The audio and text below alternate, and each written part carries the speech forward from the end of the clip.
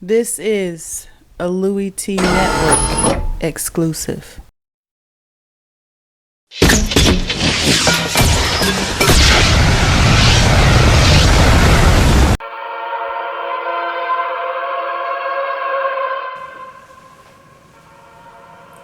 Who else could it be but me, your man, Louie Tee? Welcome, you are in the lab room. Of course, I'm your host, Lou. Thank you for joining me on the 2016 NFL Draft Prospects 101 series, your guide to some of the biggest and hottest names in the 2016 NFL Draft. We're talking linebackers, and this is a really deep group, I think, in this year's draft. Now, I will say this, a lot of light linebackers, man, but that's the way the league is trending now. Linebackers are no longer 255 pounds. They're now sub 250, and really, they're sub 240 now. And in a lot of instances, we're looking at guys like Shaq Thompson, who are sub 230 pounds when they enter the league. So it's a different group, different breed of linebackers, but the game is changing. It's more of a passing league. You need more athletic linebackers. Teams are putting 3, 4, 5 receivers on the field at once. Athletic tight ends who are no longer being asked to block anymore. So the need for linebackers that can run in space and cover, that's the new rage in the league. And so these group of linebackers gonna fit that mold to a T. Let's talk about a guy that I think fits that mold, as I was just talking and referencing, to a T as well. I'm talking about Ohio State linebacker, the Ohio State University, Darron Lee. And this is a guy that he strikes me. To me, there's an eerie semblance and resemblance to Ryan Shazier here. And the speed isn't what Shazier, remember, Shazier lit it up at his pro day. I want to say it was every bit of 4.37 at Shazier's pro day. I mean, it was ridiculous how fast he ran. Sub 4.44 linebacker is insane. That's not what Darron Lee is. But he's fast, 4.47, nothing to scoff at. But let's jump into Darron Lee and talk about his pros, his cons, and what makes this guy a viable option. Maybe in the first round, definitely second round if he does not come off the board in the first. His size, 6'1", 235 pounds. That's right around the going rate for an NFL linebacker these days. You're looking for a linebacker that can run, that can chase, that can tackle, that can drop into coverage, and that is right around 235 pounds. That's the going rate for a linebacker, so that's pretty good size for an outside, probably will linebacker in most defenses, which is what Darron Lee will look to be at the next level. Pure athlete. And this is a guy that in high school was a corner and a quarterback, and you can see that in his game.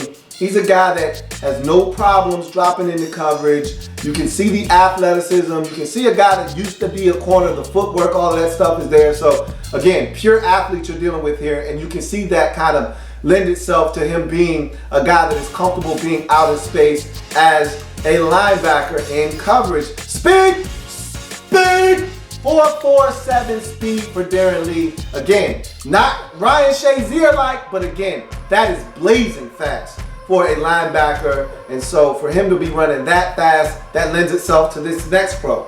Sideline to sideline range, this guy can go from thick white line to thick white line in an instant. And so this is something that, again, will separate him from a lot of the linebackers in this draft. When you're talking about elite speed, the difference between a first-round linebacker and a third-round linebacker sometimes is how talented you are. What are some of the gifts you were blessed with that other guys don't have? Something you can't train a guy to have. Either you wake up in the morning with it or you don't. And that's one of those things where you either have it or you don't, and that's just pure speed. You can do some things with a guy with speed that you just can't do with other guys. Darron Lee has that. So that sideline to sideline range comes into play when you got a running back on a wide pitch, on a sweep. We see guys from the middle of the field and guys come from all over the place that are playmakers at the NFL level, like Luke Kuechly, for instance, who you can't run wide on the Carolina Panthers. You know why you can't run wide on them? Because they're athletically gifted at the linebacker position with Thomas Davis, the senior, and Luke Kuechly. You can't run wide. Tosses, sweeps, anything outside, off tackle, it doesn't work against that football team in Carolina because they have team speed. And what a guy like Darron Lee brings to the table is that elite speed that will allow you to get to plays outside and stop them from getting up the field. Tremendous closing speed. Again, That's one of the things that jumps off of the tape at you when you're watching Darron Lee, is how fast he closes the distance. And we all know the fastest way to get from point A to point B is in a straight line, and he does not mess around when he diagnoses a target. If the quarterback rolls out and the quarterback thinks he's going to sit there and try to look down the field and find somebody to throw the football to, Darron Lee closes the space that quickly. There was a game against Alabama, and I want to say it was the national championship game last year, if I'm not mistaken, where the quarterback for Alabama, and I can't think of his name right now, it's killing me, but he rolls out. And it looks like he's going to have a chance to make a play down the field, and Darron Lee, boom!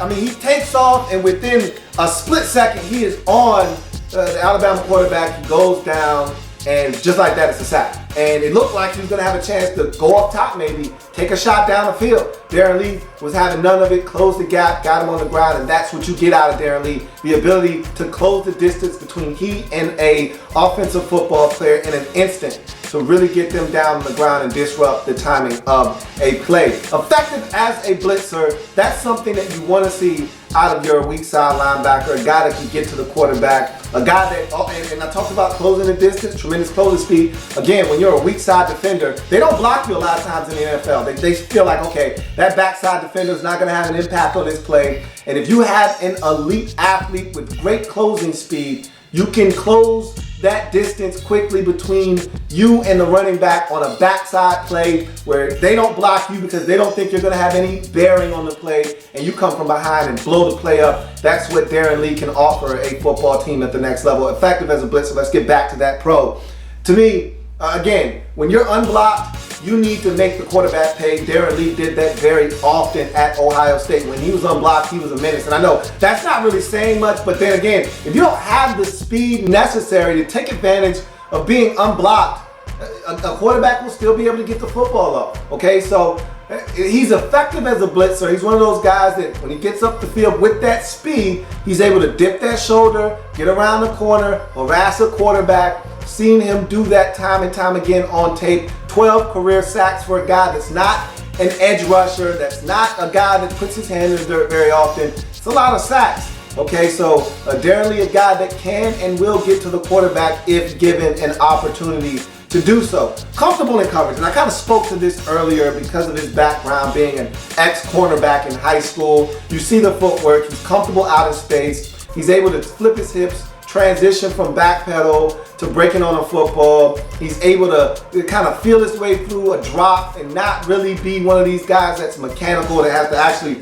look around and see. He can keep eyes on quarterback, keep quarterback, but also get into his drop comfortably. So he's comfortable in coverage. So he's a 3-down linebacker for the intents and purposes of, you know, being able to play on third down, third and long. You can either send him after the quarterback as a blitzer, or you can drop him into coverage and feel comfortable with him doing either one of those. And so Darron Lee brings a number of different things to the table from that perspective. He's a patient defender. One of these guys that's going to diagnose, internalize what's going on. He's not one of these guys that's going to willy-nilly rush up the field, get himself into trouble, get himself stuck in the mix, and not be able to get out. He's one of those guys that'll strike from side to side, side to side, see what's going on, and then take off. So again, you know, sometimes I can be impatient with guys, and a wise man once told me the hardest position to evaluate going from the collegiate ranks to the NFL is linebacker, because you don't know what these guys are being coached to do. Some guys are being coached to be disciplined and wait and be patient and diagnose a play, internalize what's going on. Don't be so hasty to take a false step forward or a false step backwards. Be patient, wait. You know, make sure you see what's going on and then react. And so sometimes I want guys to just go. Trust your eyes and go. But there's something to be said about being patient and reading your keys, making sure that it's a run, and then getting into your proper run fit, or going out and taking the proper angle and getting to the football. Pursuit angles and all of those things matter at the next level, especially when all these guys are athletes. You know, in college you can get away with taking a poor angle sometimes because all these guys aren't athletes. At the next level, everybody on the field, including the 330-pound offensive lineman, is an athlete.